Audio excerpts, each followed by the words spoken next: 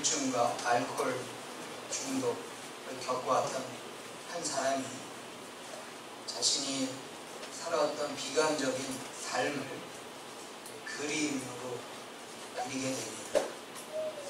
그 그림의 주인공은 노르웨이 출신의 화가 뭉크라는 사람이고요. 그가 그린 그림이 바로 절규. 못 보신 분들은 집에 가셔가지고 뭉크의 절규라는 그림을 보시기 바랍니다. 제 생각에는 우리 가운데 있는 심리적 질병, 우울증, 또 편집증, 집착증 이런 것들도 하나님이 은혜로 함께 하시면 큰 유익을 나타낼 수 있다.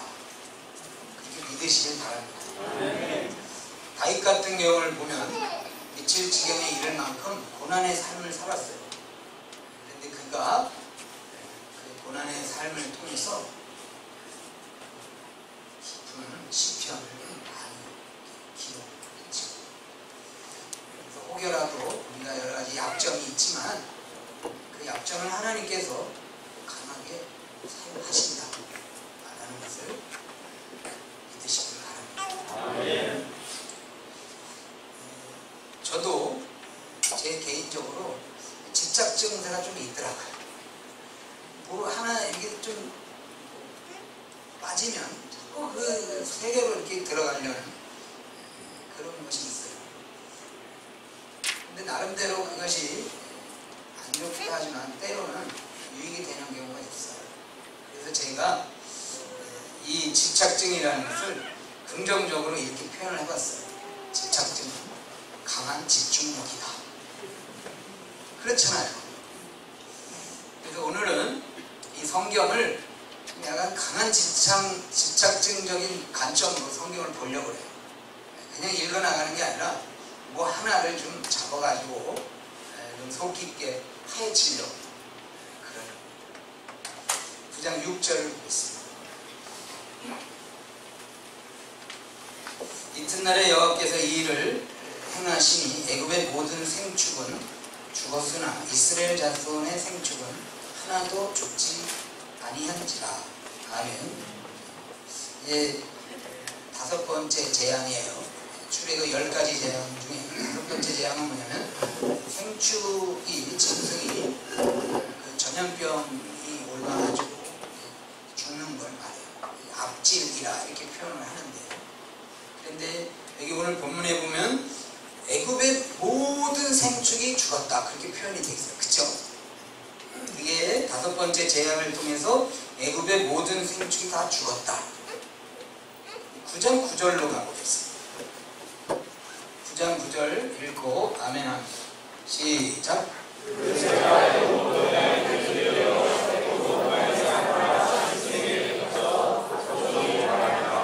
아멘. 독종이라는 것은 6번째 재앙이에요. 먼저 우리가 이거를 좀 순서를 좀 입력을 했으면 좋겠어요. 저를 보세요. 이렇게 한번 외웠으면 좋겠어요. 우리 중학교 때 주관식 시험 문제 공부 준비할 때 그렇게 앞자로 외우잖아요. 그렇죠? 그래서 이렇게 한번 따라해 보세요. 피게이 파생. 뭔 소리요? 5번째 재앙까지. 피, 그 다음에 뭐라 그랬어요? 개구리. 이, 파리, 그 다음에 생축의 죽. 그 다음에 또 따라하겠습니다. 도금의 흑장. 뭔 소리요? 독종, 우박, 그 다음에 메뚜기, 그 다음에 흑암, 그 다음에 장자의 죽. 이 순서를 제가 이제 입력을 하시라는 이유는 뭐냐면요. 지금 5번째 재앙이 뭐라 그랬어요? 생축의 죽음, 생축의 전염병. 그래서 애굽의 모든 짐승이 다 죽었다 그랬어요. 그럼 6번째 뭐라 그랬어요? 독종. 9장 9절은 바로 독종을 말하는 거예요. 6번째 재앙을 맞이하는 거예요. 그런데 그 앞에 보면 그 제가 애굽 온 땅에 특별히 되어 애굽 온 땅에 사람과 그 다음에 뭐가 나와요? 짐승에 붙었다 그랬어요. 그 다음에 9장 25절로 가보겠습니다. 9장 25절 우박이 애굽 온 땅에서 그랬어요. 우박은 몇 번째 재앙이에요? 그렇죠. 도금의 7번째 재앙. 7번째 재앙 때 보니까 애굽 온 땅에서 사람과 그 다음에 뭐가 나요? 짐승은 우렁하고 무릎 밭에 있는 것을 쳤으며 이렇게 나와요. 이제 집중력, 강한 집중력으로 생각을 해보세요. 뭔가 좀 의문이 드는 게 있죠. 고개를 끄덕이시지 않는 분들은 지금 생각을 집중하고 있지 않아요. 집중하세요. 자, 5번째 재앙에서 짐승이 전염병을 통해서 애굽의 모든 짐승이 다 죽었다 그랬는데 6번째 재앙에 짐승이 또 나오고 있는 거예요.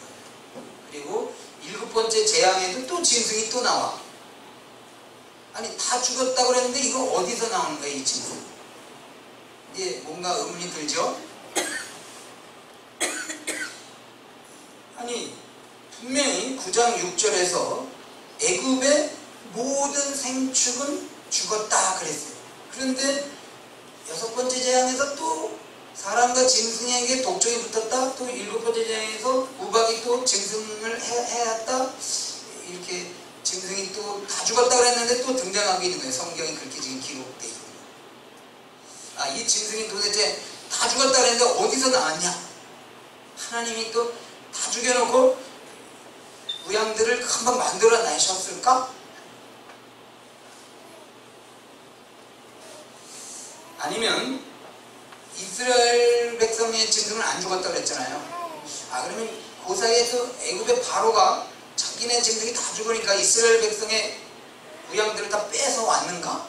여러 가지 의문이 생길 수 있겠죠. 근데 이 부분을 우리가 좀 해석을 해보려고 합니다. 몇 가지 해석을 제가 소개해 드리겠는데, 첫 번째 해석은 여기 9장 6절 모든 생축은 죽었으나 할 때 모든은 과장법이다. 우리가 다 죽었어 이렇게 얘기하잖아요. 그죠? 과장법이죠. 우리 매일 과장법을 써요. 배불러 죽겠어. 죽어? 그러면 그거는 과장법이잖아요. 그죠? 모든 생축이 죽었다는 것은 그만큼 많이 죽었다는 과장법이다. 이렇게 해석을 하는 거예요. 그 다음에 두 번째 해석은 이 짐승이 죽었다는 것은 이게 하나님이 죽이신 게 아니라 자연 발생적인 죽음이었다. 이렇게 해석을 하는 거예요. 왜냐하면 이 가축전염병이라는 것은 이제 학자들은 탄저병이라 하는데 우리식으로 얘기하면 구제역과 같은 거예요. 동물 구제역이. 그런데 이 탄저병이 이 애굽에 생긴 이유는 뭐냐면 이 생축의 죽음 전에 개구리 재앙이라는 게 있었어요. 그렇죠? 있었어요?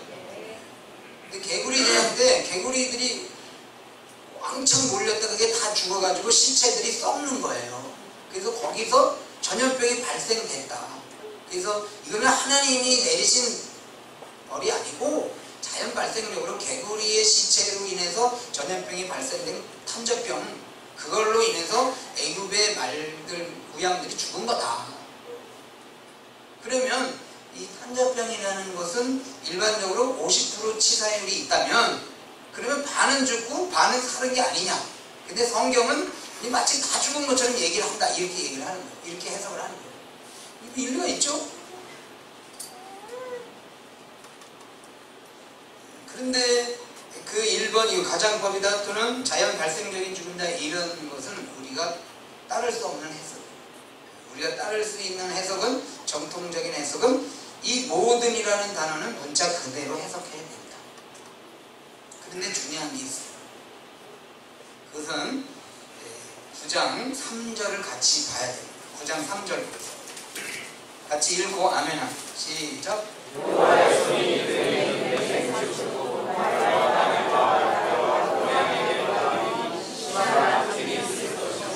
아멘.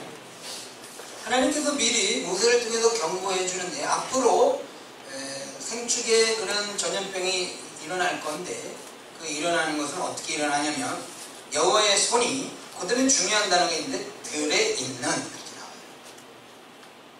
그러니까 들에 있는 애굽의 생축들은 전염병으로 죽지만 들에 있지 아니한 거, 그럼 어디 있겠어요? 가축들이? 집에 우리 안에도 있을 거 아니에요. 그래서 하나님께서 치실 때는 들에 있는 것들만 치셨다는 거예요. 이런 일들이 9장 18절에도 또 나옵니다. 9장 18절 18절에서 21절을 제가 읽겠습니다. 내일 이맘때쯤 내가 중한 우박을 내리니 애국 개국 이래로 그 같은 것이 있지 않던 것이리라. 이제 보내어 네 생축과 네 들에 있는 것을 다 모으라. 사람이나 짐승이나 무릇 들에 있어서 집에 돌아오지 않는 자에게는 우박이 그 위에 내리리니 그것들이 죽으리라 하셨다라 하시니라. 바로의 신하 중에 여호와의 말씀을 두려워하는 자들은 그 종들과 생축을 집으로 피하여 들였으나. 이해가 되셔요? 그러니까 이 짐승의 악질의 재앙도 들에서 있던 것들은 당했지만, 그러나 하나님이 경고를 하셨어요. 들에 있는 건 무조건 죽이겠다. 전염병은 알아서 죽이겠다. 그러나 들에 있지 아니하고 집에 있는 것은 죽지 않는다.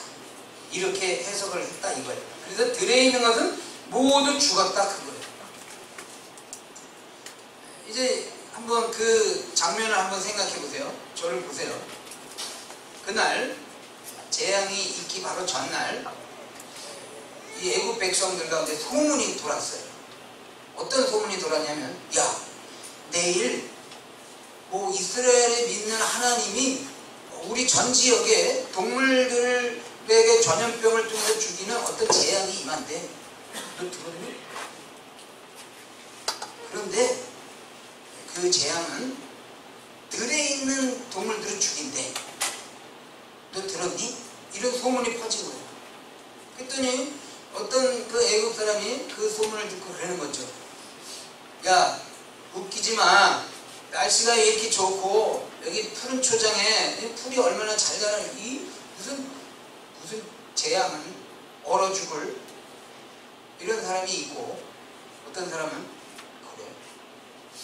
야, 미쳐의 범전이다. 야, 이게 뜬 소문이는지 모르지만 야, 나는 왠지 두려움 많이 생겨. 야, 난 들어갈게. 눈치 보면서 끌고 들어가는 사람이 있어요.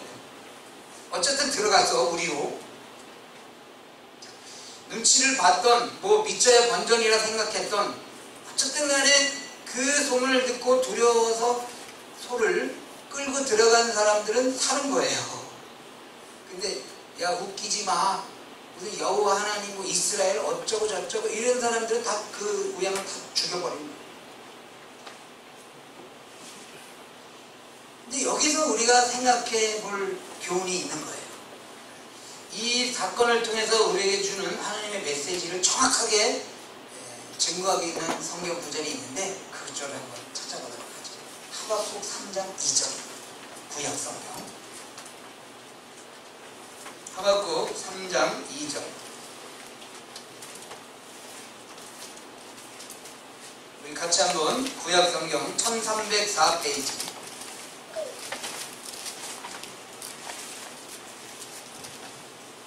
다같이 읽고 아멘합니다. 시작. 여호와여, 내가 주께 대한 소문을 듣고 놀라나이다. 여호와여, 주는 주의 일을 이 수년 내에 부응케 하옵소서. 이 수년 내에 나타내시옵소서. 진노 중에라도 긍휼을 잊지 마옵소서. 아멘.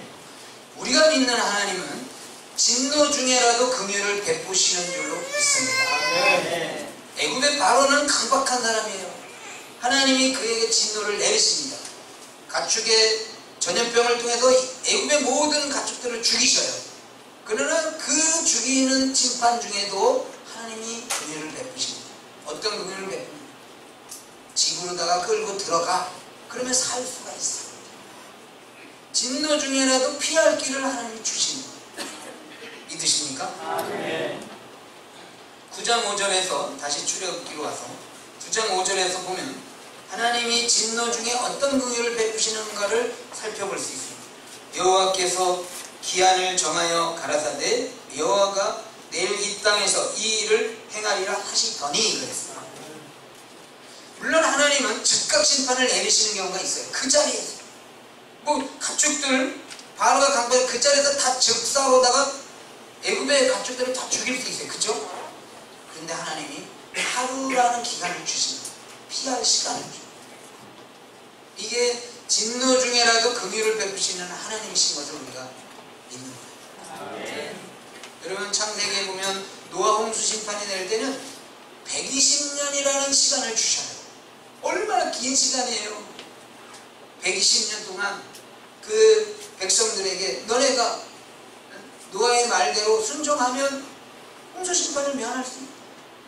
진노를 내리시지만 사전에 말씀을 해주십니다. 돌이킬 수 있는 시간을 주십니다. 시간이 없어서요, 잘 몰라서요, 우리가 이런 얘기 많이 해요. 그쵸? 물론 하나님이 나도 모르게 나를 치시기도 하시고 또 내가 준비도 못할 정도로다가 급하게 우리를 치시는 경우가 있어요. 물론 그런 경우가 없는 건 아니에요. 그러나 하나님은 우리에게 어떤 매를 대실 때는 미리 얘기를 해주셔요. 어떤 말씀들을 통해서, 상황들을 통해서 사인을 주십니다. 믿으시기 바랍니다. 그래서 우리가 이런 말을 해요. 난 몰랐어요. 무지해요. 그거 아니에요. 모르는 게 아니고 무지한 게 아니고 사실은 이 말을 써야 됩니다. 내 양심이 무디어요. 그래. 무지가 아니라 무딘 거예요. 인정하세요? 아멘? 모르는 게 아니라 모른 채 하는 거예요. 저도 모르는 채 하나님 앞에서도 모른 채 하는 거예요. 모른 채 해서 내가 이거를 죄를 짓고 있는 거예요. 우리가 얼마나 완악하고 얼마나 간사스러운가. 하나님 분명히 너 그러면 혼난다, 너 그러면 때린다, 어떤 메시지를 우리에게 주시는 거예요. 우리가 몰라서 그랬어요. 그게 아니라 내 양심이 아직 순종하려는 마음이 없고 내가 아직도 완악하고 강박하고 그런 것 때문에 내가 이것을 불순종했습니다. 이렇게 우리 스스로의 부족한 마음을 인정하고 도리어 하나님 앞에 돌이킬 수 있는 은혜를 달라고 구하는 저와 여러분들을 소망합니다. 그러면 이제 이 시간에는 그와 같이 이 가축이 전염병을 통해서 죽었는데 이 가축이 죽었다는 의미는 과연 뭘까? 우리 다시 9장 3절을 보겠습니다. 출애굽 9장 3절 여호와의 손에 들에 있는 내 생축 곧 말과 나귀와 약대와 우양에게 더하리니. 짐승의 종류가 나와요. 그죠? 말, 나귀, 약대, 우양. 이런 것들은 뭘까? 이게 뭘까요? 왜 이 짐승의 종류들이 나오고 있을까? 그거는 당시에 애굽이든 이스라엘이든 짐승은 재산이에요. 재산. 오늘날 얘기하면 돈이에요. 현금. 그래서 말은 국민은행 통장, 나귀는 상업은행 통장, 약대는 제일은행 통장, 이거. 그 다음에 우양은 삼성증권 주식, 이런 현금화할 수 있는 것들이에요, 이게. 그래서 이 애굽이 이런 짐승을 하나님께서 치셨다는 것은 돈을 치셨다, 그 말이에요. 애굽 백성들은 지금 첫 번째, 두 번째, 세 번째, 네 번째 재앙을 이렇게 만나고 있는 거예요. 그래서 이제 다섯 번째를 만나는 거잖아요. 그러면서 이제 이런 생각을 하는 거죠. 어느 날 갑자기 개구리가 막 올라와. 개구리 재앙이에요.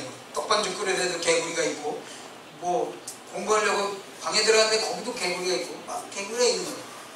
너무 피곤하고 너무 힘들 거 아니에요, 그죠? 그런데 이 사람들이 이런 생각을 하는 거죠. 힘들긴 한데, 근데 우리 애가 우리 애 말이 있냐? 말은 있어. 그러면 괜찮아. 그 다음에 또 파리 재앙이 온 거야. 그게 막 물어 뜯어.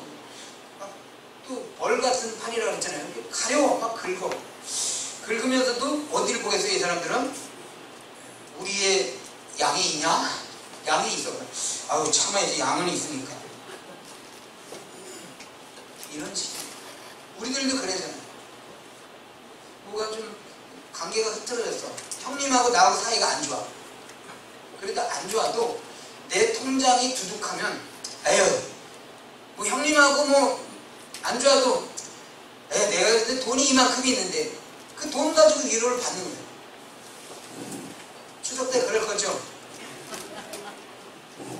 뭐 그러면 어때 뭐 아이 근데 형님보다 내가 더 돈이 많은데 내가 몸이 좀 아파요. 그러면 아프더라도 내 통장에 그래도 돈이 있어. 뭐 그냥 참아야지. 애들이 말을 안 듣고 공부를 안 해. 야 공부 안 해도 괜찮아. 내가 너한테 물려줄 게 있다. 물려줄 게 없는 사람이 닥달거리는 거예요 지금. 근데 중요한 거는 이게 뭐가 없어도 뭐가 힘들어도 돈만 있으면 내가 그래도 괜찮다 이렇게 위로를 받는데 문제는 뭐냐, 영적인 세계까지도 그렇게 생각을 하고 사는 거야. 야 오늘 은혜 안 받았어. 뭐 은혜 안 받으면 어때?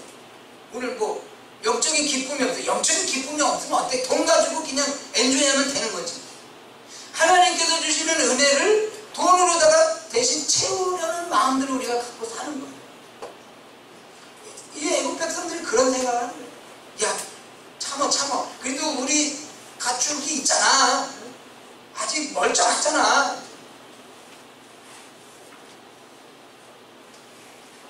제가요 10여 년 전에 암에 걸렸잖아요. 근데 놀라운 일이 있었어요. 무슨 일이 있었냐면 제가 암 발병 1년 전에 딱 1년 전에 제 친구 목사 동생이 보험회사 직원인데 어느 날 밑도 끝도 없이 저를 찾아온 거예요.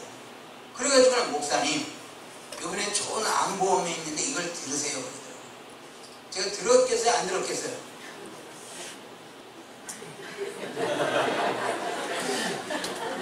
안 들었어요. 그리고 그분에게 말을 안 해서 속으로 이런 얘기를 했어요. 아휴 기분이 안 좋네. 목사가 뭘 암보험을 들어 하나님 지켜주시지. 진짜로 그랬어요. 그리고 1년이 딱 지났는데 암이 걸린 거예요. 그때 들었으면 고해감 1억 원 받습니다. 얼마나 아쉬웠는지 몰라요. 하나님 주신 뭐야 선지자였어. 재앙을 주시되 피할 길을 주셨는데 제가 무디어가지고 그거를 입력을 못한 거예요. 그래서 어떻게 했습니까? 야 나는 이미 놓쳤지만 당신이라도 들어라. 그래서 우리 집사람을 들었어요. 암보.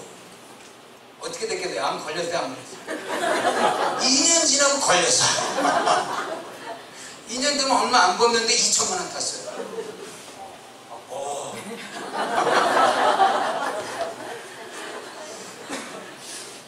근데 중요한 거는 그래도 위로가 좀 되더라고요. 우리가 여러 가지가 부족해도 돈이 있으면 위로가 되긴 돼요. 근데 문제는 뭐냐면 이 돈을 치신 거예요.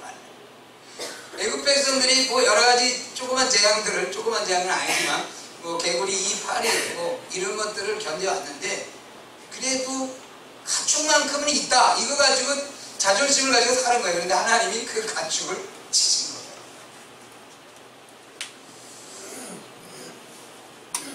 여러분 이 가축을 치셨다는 것은 돈을 치셨다는 것이고 우리의 경제를 치셨다는 거예요. 이건 뭡니까? 우리가 그렇게 믿는 돈도 경제도 마지막 내가 자존심으로 붙잡고 있는 그것도 하나님이 치신다. 그래서 사무엘상에서는 한나가 이런 고백을 합니다. 여호와께서는 죽이기도 하시고 살리기도, 여호와께서는 가난하게도 하시고 그 다음에 어떻게 되겠어요? 그렇죠, 부하게도 하시고, 여호와께서는 낮은 자리에 앉게 하시기도 하시고 높은 자리에 앉기도 하시고. 우리의 생사하고, 우리 흔히 말하잖아요. 우리의 생사하고이 하나님의 손에 있다는 것을 믿으시길 바랍니다. 어느 날 우리가 높이 올라갈 수 있지만 어느 날 하나님께서 우리를 치실 수도 있는 거예요.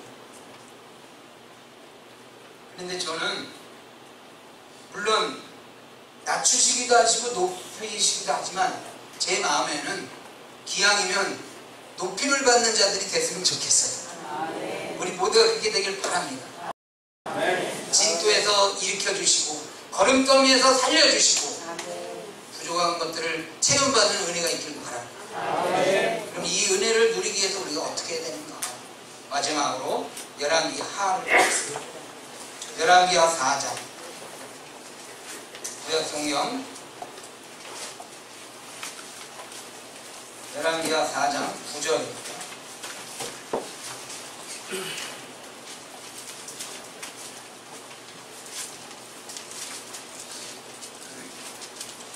부터 제가 13절까지 한번 읽겠습니다.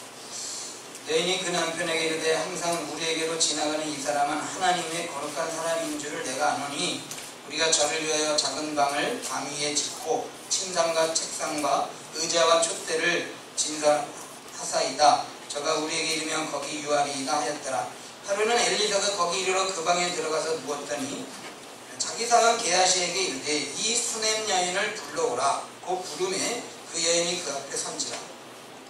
13절 우리 읽고 아멘합니다. 시작.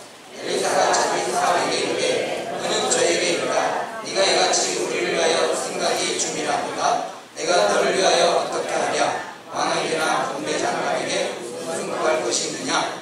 여인이 가로되 나는 내 백성 중에 왕이다 하니라. 아멘. 저를 보세요. 수넴 여인이라는 사람이 있었는데 이 사람이 엘리사가 하나님의 거룩한 사람인 것을 알고 자기의 말하자면 옥탑방에다가 방을 잘 만들어서 엘리사를 그곳에 거주하게 하고 또 먹을 양식을 이렇게 주는 훌륭한 선한 일을 한 거예요. 그래서 이 엘리사가 마음 가운데 이 사람 참 믿음의 사람이다. 그래서 이 사람이 원하는 게 뭐냐? 그 원하는 걸 좀 하나님의 축복으로 좀 해줘야 되겠다 이렇게 물은 거예요. 그런데 이 여자가 괜찮아요 그랬어. 그래도 해라. 근데 이 여자가 굉장히 이게 부유했는지는 모르지만 한 가지 굉장히 그 가정에 부족한 게 있는데 뭐냐면 아들이 없었어요. 그래서 엘리사가 그 수넴 여인을 축복해서 아들을 낳게 됩니다. 불임의 여인에게 아들의 축복을 주신 거예요. 그런데 중요한 건 뭐냐면 이 여인이 어떤 사람인가를 엘리사가 이 여자를 어떤 여자다라고 말하는 내용이 바로 13절. 다시 볼게요. 엘리사가 자기 사람에게 이르되 너는 저에게 이르라. 네가 이같이 우리를 위하여 그들이 뭐냐면 생각이 주밀하다 그랬어요. 이게 주밀이라는 단어는 주밀하다. 주밀하다는 말은 무슨 뜻이에요? 빈틈이 없다. 빈틈이 없다는 뜻이에요. 근데 히브리어를 보니까 좀 더 정확한 표현은 두렵고 떨림 이렇게 해석할 수 있어요. 그러니까 이 수넴 여인은 선지주의 종을 하나님의 일들을 굉장히 두렵고 떨림으로 빈틈이 없이 주밀함으로 그 일을 한 거예요. 그러면 주밀함의 반대는 뭐겠어요? 설렁설렁 또는 대충 또는 반반 이런 뜻이에요. 여러분 하나님께서는 낮은 자를 높여주시고 죽은 자를 살리시고 또 가난한 자를 부유케 하신다고 그랬는데 그럼 어떤 사람에게 그런 은혜를 주시냐? 하나님의 나라에 대해서 주밀하게 생각하고 주밀하게 일하는 사람을 축복해 주신다는 거예요. 그러니까 우리가 하나님의 복을 누리려면 그까짓 거 대충. 아까 애굽 중에 하나님께서 경고의 말씀을 주셨는데 그럴 일이 있냐? 이런 사람들은 다 생축을 잃어버린 거예요. 그러나 그 하나님의 음성에 대해서 주밀하게 생각하고 두렵고 떨림으로 생각하면서 그래도 혹시 몰라 여호와 하나님이 징계를 내시길 몰라 끌고 들어가 그런 사람은 다 복을 받게 된 거예요. 사실은 이 주밀하다는 단어는 우리에게 사용되는 것보다는 하나님의 성품에 사용되는 게 더 맞아요. 하나님은 굉장히 주도 면밀하신 분입니다. 그래서 우리의 여러 가지 작은 정성들과 수고들과 헌신들을 그냥 대충 동남교회 다 잘하는구나 이러지 않고 누가 뭘 하고 누가 뭐 하고 이런 거를 주로 면밀하게 잘 살피시고 주밀하게 축복해 주시는 줄로 믿습니다.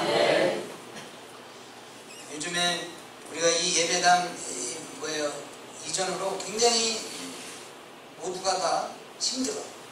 힘들고 몸도 힘들고 거기다가 또 이렇게 뭐 성전을 뭐 가꾼다는데 내가 가만히 있을 수도 없고 뭐 헌금을 해야 되는데 또 경제적으로 어려운데 우리 모두가 다 지금 많이 힘들어. 저도 사실 개인적으로 굉장히 이런 힘든 여러분들을 뵐 때마다 굉장히 저도 힘들어요.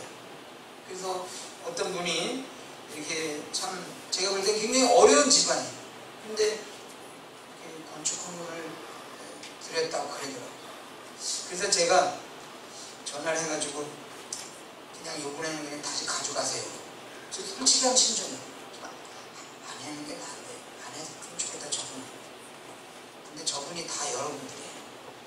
여러분 다 안 했으면 좋겠어요. 진짜 세상 말로 뭐 누가 그냥 복권 당첨해가지고 복권이 일로 떨어져서 우리 모두가 이 일에는 그냥 참여를 안 해도 될 만큼 그랬으면 좋겠다 이런 생각을 제가 가지고 있는 목사가. 그런데 또 한편에서는 그래도 해야 하는 게 마땅하지. 어떤 게 맞는 마음이에요. 제가 건축헌금 가지면 도로 가져가세요. 이게 맞는 건지 아니면 그래도 받아야 되는 게 맞는 건지. 받아요 어떻게. 도로 가져가라고 그래야 돼요. 잘 모르겠어요. 목사님 마음대로 하세요. 제 마음 가운데 그런 여러 가지 불쌍한 마음도 있지만 또 한 가지는 믿음이 있어요. 어떤 믿음? 하나님 앞에 헌신하는 자를 하나님이 주밀하게 갚아주신다는 믿음을 줍니다. 그래서 제가 전화를 못 드린 거예요. 여러분들에게 그냥 헌신하는 것을 말리고 싶지만 말리지 못하는 이유가 뭐냐면 저는 믿음이 있어요. 저는 그렇게 또 살아왔어요. 하나님께 헌신하면 헌신한 만큼 하나님이 그보다 30배, 60배, 100배의 열매를 주신다는 것입니다. 동락교회에 마당이 넓어졌어요. 그죠? 보시고도 몰라요? 제 경험으로는 교회 마당이 넓어지면 그 교회를 다니는 성도들의 마당도 넓어져요. 저는 그걸 믿어요. 그렇게 될 줄로 믿습니다. 지금 동락교회는 마치 밀물이 들어오고 있는 시점이에요. 밀물이 들어오면 배는 그냥 떠 있기만 하면 돼요. 그곳에서 그물을 깊은 데 가서 던지기만 하면 고기를 잡을 수 있는 거예요. 축복의 밀물이 들어오고 있다. 여러분 꼭 믿으시고 하나님 앞에 헌신하시고 하나님 앞에 은혜를 구하시고 그래서 우리의 남은 인생이 참 생축의 그런 재앙 속에서도 여러 가지 경제적인 어려움 속에서도 하나님의 은혜를 누리는 그런 인생이 되길 바랍니다. 믿습니까? 배를 저으시고 깊은 데로 나가서 그물을 던지세요. 고기를 많이 잡게 될 거예요. 기도하겠습니다. 하나님 아버지, 애국 백성들 그 강팍한 사람들조차도 진노 중에도 긍휼을 베푸시는 하나님이신 것을 저희들이 믿습니다. 하물며 하나님 앞에 헌신하고 충성한 종들을 외면하시겠습니까? 주여, 여기 고개 숙이고 헌신하는 예배드리는 심령들 가운데 하나님의 복으로 함께하여 주옵소서. 진노 중에라도 긍휼을 베푸시고 헌신하는 자들을 외면치 아니시고 복을 내리시는 우리 하나님을 믿습니다. 여러 가지 어려움 중에 있는 자들, 특별히 경제적으로 어려움을 겪고 있는 자들을 하늘문을 여시고 복 내려 주시옵소서. 가난에서 벗어나게 하시고 진토에서 벗어나게 하시고 여러 가지 어려움 속에서 구원받을 수 있도록 우리 모두를 축복하여 주옵소서. 감사하며 살아계신 예수님 이름으로 기도드리옵나이다.